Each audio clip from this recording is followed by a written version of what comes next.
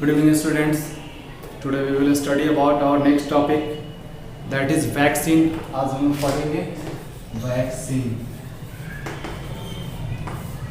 ठीक है। A vaccine is a special kind of medicine which provides immunity against a particular disease. Vaccine मतलब होता है टीका। टीका का मतलब क्या हो गया? यह एक ऐसा दवा है जो किसी पार्टिकुलर बीमारी, किसी खास बीमारी से हमको क्या करता है, बचाता है, ठीक है। तो वैक्सीन अगर डिफिनेशन लिखेंगे तो इट इज ए, लिख लेना, special kind of medicine. Vaccine is a special kind of medicine which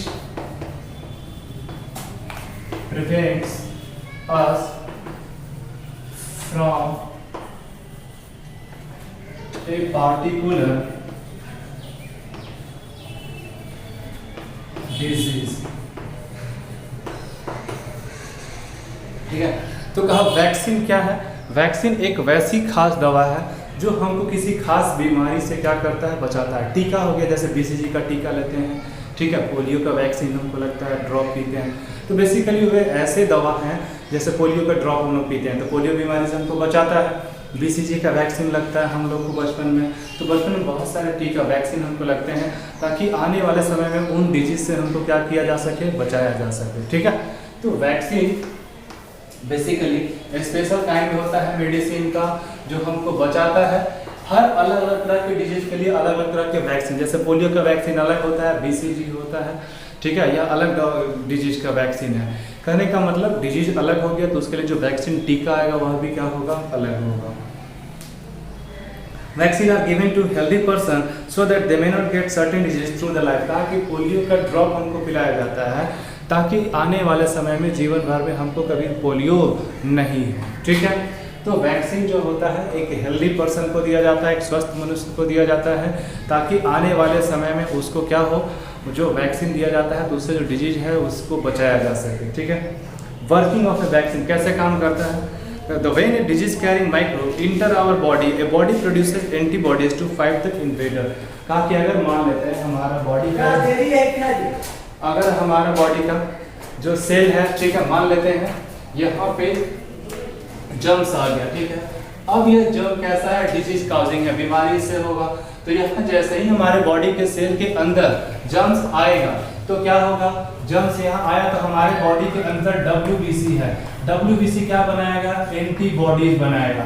और यह एंटीबॉडीज क्या होगा, इस बीमारी से, इस जर्म को या तो मार देगा, किल कर देगा, किल करेगा या फिर इसको रोक देगा। तो इससे क्या होगा, हमारा WBC एंटीबॉडी बनाता है जो हमको खास बीमारी से क्या करता है, बचाता है, ठीक है। तो जैसे ही हमारे बॉडी के अंदर किसी खास बीमारी का, डिजीज का काउजिंग माइक्रोब्स आएगा, तुरंत हमारा बॉडी क्या बनाएगा, एंटीबॉडीज बनाता है। और एंटीबॉडीज फिर उससे क्या करते हैं, फाइट करते हैं। These antibodies destroy the weakened microbes and remain in the blood to fight any other attack by the such disease causing microbe। अब कहा क्या कि अब इसीलिए क्या किया जाता है, जैसे मान लेते हैं अगर हम लेते हैं पोलियो, ठीक है, पोलियो का ड्रॉप लेते हैं तो पोलियो का जो ड्रॉप होता है उसमें क्या होता है, पोलियो जो काउजिंग वायरस है उसको, कैसा वायरस लिया जाता है, इसमें या तो डेड या फिर वीक माइक्रोब लेते हैं। अब जिस वायरस से या जिस माइक्रोब से हमको उस बीमारी होता है, उस बीमारी का जो वायरस या माइक्रोब है, जो बैक्टीरिया है, जो भी है, वो जो वीक माइक्रोब होगा या डेड माइक्रोब होगा, उसको वैक्सीन के माध्यम से, टीका के माध्यम से इसी वीक माइक्रोब को हमारे बॉडी में डाल दिया जाता है। और जैसे ही कमजोर, देखो क्या होगा, जैसे ऐसे समझ लो कैसे काम करता है, how do vaccine work. Vaccine कैसे काम करता है, जैसे पोलियो का ड्रॉप हम पिए तो पोलियो का जो ड्रॉप होता है उसमें होता क्या है, पोलियो के ड्रॉप में पोलियो के वायरस होते हैं, वह वायरस कैसे होंगे, वीक होंगे। अब वीक होगा या फिर डेड होगा तो जैसे ही हमारे बॉडी में जाएगा तो हमारे बॉडी के जो WBC है उस वायरस से लड़ने के लिए, उस माइक्रोब से लड़ने के लिए क्या बनाएगा, एंटीबॉडी। और यह एंटीबॉडी जीवन भर रह जाएगा।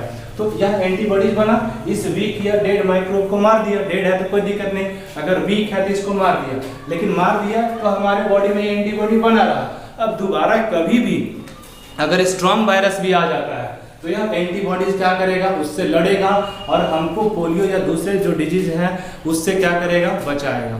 तो वैक्सीन बेसिकली इसी प्रिंसिपल पे काम करता है और वैक्सीन में जिस बीमारी का हमको दवा लेना है उसी बीमारी का माइक्रोब हमको दिलाया जाता है, लेकिन वह कैसा होना चाहिए, डेड या वीक होना चाहिए। ठीक है, ऐसा नहीं कि अगर मान लो पोलियो का अगर स्ट्रॉन्ग वायरस ले लेंगे तो फिर ठीक ही नहीं होगा।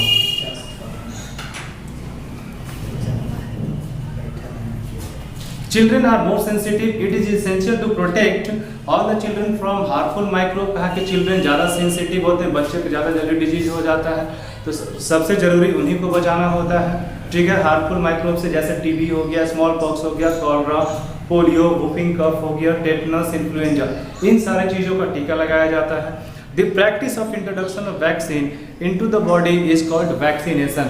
जो टीका लगाने का प्रोसेस है, ठीक है, वैक्सीन लगाने का जो प्रोसेस है ना, इसको हम लोग क्या कहते हैं, वैक्सीनेशन कहते हैं।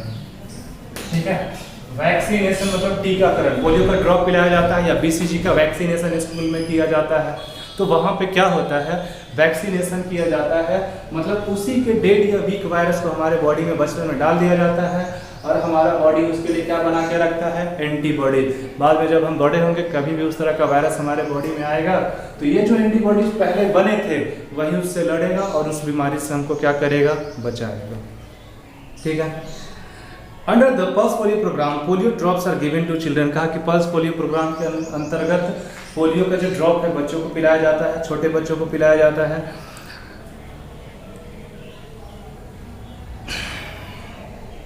इसके बाद देखो, Lewis pasture was a French biologist, chemist and microbiologist. Lewis pasture क्या थे, फ्रेंच के एक बायोलॉजिस्ट थे, केमिस्ट भी थे और माइक्रोबायोलॉजिस्ट भी थे। मतलब बायोलॉजी के भी वैज्ञानिक थे, केमिस्ट भी थे और इसके अलावा माइक्रोबायोलॉजिस्ट, मतलब इसमें भी जो माइक्रो ऑर्गेनिज्म के बारे में भी बहुत ज़्यादा अच्छा जानकारी उनके पास था, इसलिए उनको क्या कहा जाता था, माइक्रोबायोलॉजिस्ट। जो स्टडी करता है ना माइक्रोब्स का, उसको कहा जाता है माइक्रोबायोलॉजिस्ट। ठीक है, तो माइक्रोबायोलॉजिस्ट भी थे।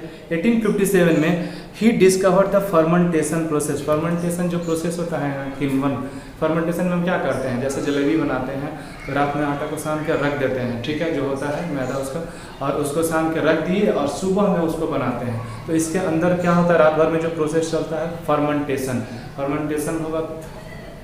तो फर्मेंटेशन जो प्रोसेस है उसको लुईस पास्चर ही खोज किए थे। 1929 में अलेक्जेंडर जो फ्लेमिंग थे, सबसे पहला जो टीका बना था पेनिसिलिन, उसका खोज किए थे। ठीक है, in 1978 Edward Jenner was the English physicist decided he discovered the first vaccine for smallpox। Small pox हम लोग को हो जाता है तो उसके लिए जो टीका का खोज किए थे एडवर्ड जेनर, स्मॉल पॉक्स का। ठीक है, पेनिसिलिन का खोज कौन किए थे, तो पेनिसिलिन का अलेक्जेंडर फ्लेमिंग, और फर्मेंटेशन प्रोसेस कौन बताया, लुईस पास्चर। इसके बाद है increasing soil fertility bye fixing nitrogen. कैसे नाइट्रोजन फिक्सेशन करके सॉइल के फर्टिलिटी को माइक्रोब्स बढ़ाते हैं, नेक्स्ट क्लास में पढ़ेंगे। आज के लिए इतना ही, thank you, that is all.